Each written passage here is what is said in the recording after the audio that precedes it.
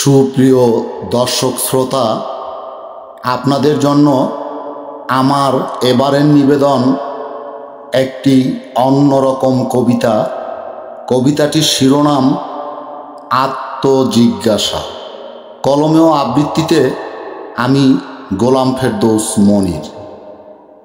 শুভ সূচনা আনন্দের, শুভ আগমন মহা আনন্দের। শুরুর হয় শেষ, আগমনের প্রস্থান। রকমারি জীবনে ক্ষণে ক্ষণে হরেক রং, সব হিসেবের হয় অবসান। বাজলে শেষ বিদায়ের বিষাদিত গান। আমার শুরু হওয়া জীবনের বলো কোনো হিসেব জানি কি আমি? গাছের পাতাটিও নড়ে না যদি ইশারা না দেন স্বয়ং জগৎ স্বামী। অকারণে স্বপ্নের জাল বুনে মরীচিকার পিছু ছুটে বৃথাই শুধু আমার আমার করছি দিবাজামি।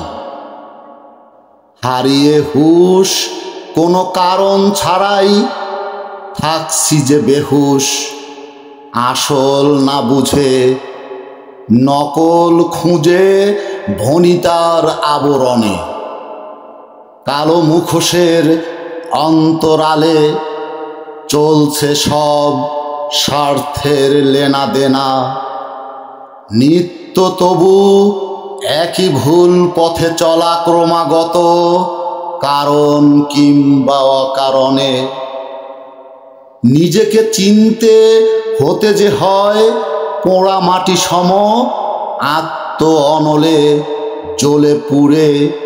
খাঁটি হওয়ার তরে মনের গোপন ঘরে হতে হয় অঙ্গার। বিলাসিতা আর ভোগে সাময়িক তৃপ্তি থাকলেও থাকে না মুক্তি।